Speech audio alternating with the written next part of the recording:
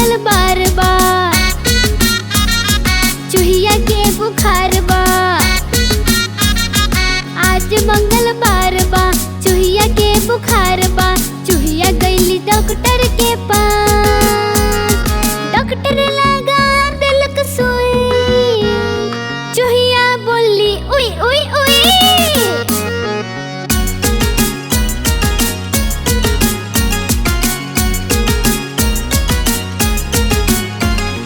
आज बुधवार बा,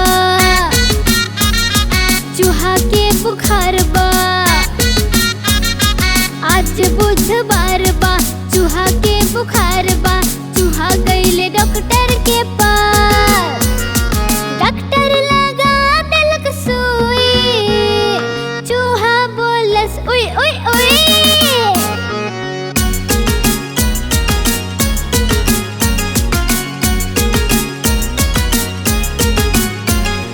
आज गुरुवार बा,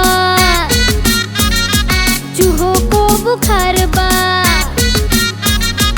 आज गुरुवार बा, चूहों को बुखार बा। चूहो गईले डॉक्टर के पास, डॉक्टर लगा दिलक सुई। चूहा बोलस उई उई उई।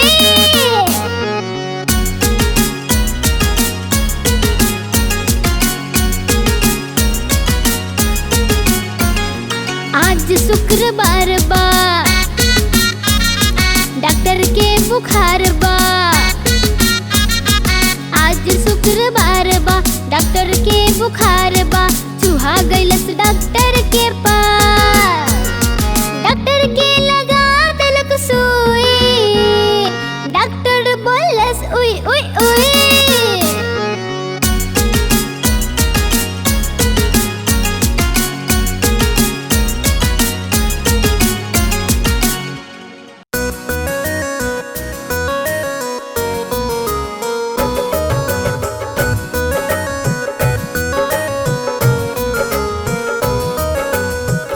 देखना बानर के दवाखाना, हो खुद देखना बानर के दवाखाना।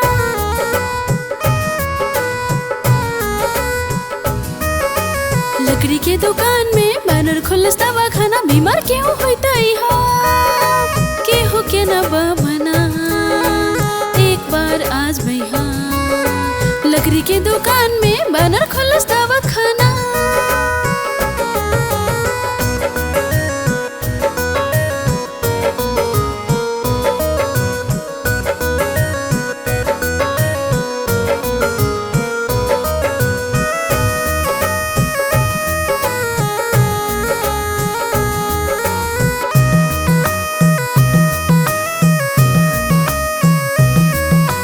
करिया कोई उहाँ आइल, ओकर नाम कोयल बाई। उनका खराब भइल गला, कहे लगली गला में दर्द भइल, कहे लगली गला में दर्द भइल। बानर कहे सबर रखा, चोच के अपना खुला रखा। कोयल त मुँह खोलली, बंदरवा बोललस। कोयल त मुँह खोलली, बंदर तवा बोलस। कोयल पूछली का भइल, बंदर कहलस का भइल। ई त टॉन्सिल भइल, टॉन्सिल। डॉक्टर साहब एकर इलाज का बा? 4 माह आराम करी हा, धूप में तू ना जाई हा। आम के फूल तू ना खई हा, आम के फूल तू ना खई हा। 4 महीने गाना मत गई हा, और जल्दी से हमरा ला कच्चा आम लेके आई हा। हुक हुक दिखाना बानर के दवाखाना, हुक हुक दिखाना बानर के दवाखाना। लकड़ी के दुकान में बानर खोलस दवाखाना।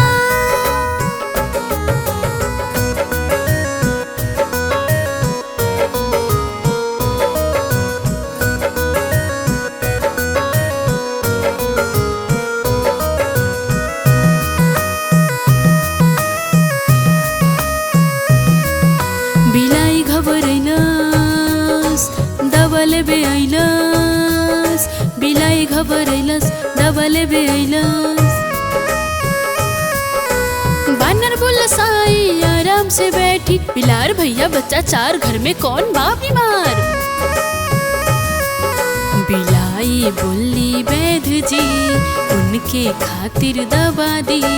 बीमारी बा कैसन बिलाई बोली खांसी, बानर बोलस कहे उनका से दही दूध खइहा ना, चूहे मुहे खइहा ना, यहाँ उहाँ जइहा ना, ज्यादा काम करिहा ना। ई गोली लेके जइहा हर घंटे में 2 गो खिलैया। और सुना बिल्ली जी 12 केला ला के दीहा। फिर आई लकड़हरा उनका से आपन डॉक्टर डरल। लाठियों उठैलस कैलस बानर के पिटाई, लाठियों उठैलस कैलस बानर के पिटाई। डॉक्टर पीटत जाए बानर भाग न पाए। हुक देखा ना बानर के दवाखाना, हुक देखा ना बानर के दवाखाना, हुक देखा ना बानर के दवाखाना।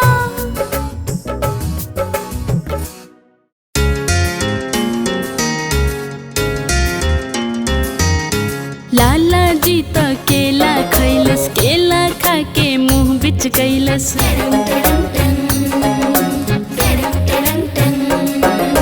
लाला जी त केला खैलस, केला खा के मुंह बिच कैलस। लइका सबके जिलल चैलस, लाला जी तब पास बुलैलस। पास बुला लइका के चिरैलस, दूसरा केला भी अपने खैलस। छिलका फेंकलक रोडवा पर, याद आ गइल जाए के घर। भर जाए खातिर गोरवा बढ़ैलस, गोरवा के नीचे छिलका पैलस। लाला जी त गिरल धड़ाम, मुँह से निकलल हाय राम। लाला जी त गिरल धड़ाम, मुँह से निकलल हाय राम। लाला जी त केला खैलस, केला खा के मुँह पिच कैलस।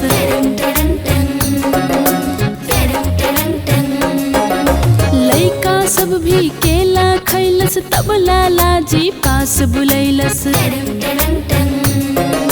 पास बुला के केला चुरैलस, केला चुरा के खुद ही खैलस। छिलका फेंकलक रोडवा पर, याद आ गइल जाए के घर। भर जाए खातिर गोरवा बढ़ैलस, गोरवा के नीचे छिलका पैलस। लाला जी त गिरल धड़ाम, मुँह से निकलल हाय राम। लाला जी त गिरल धड़ाम, मुँह से निकलल हाय राम। प्लीज लाइक करी, शेयर करी, सब्सक्राइब करी, लाल कलर के बटन के दबावल ना भूली। रिया लैम्प्स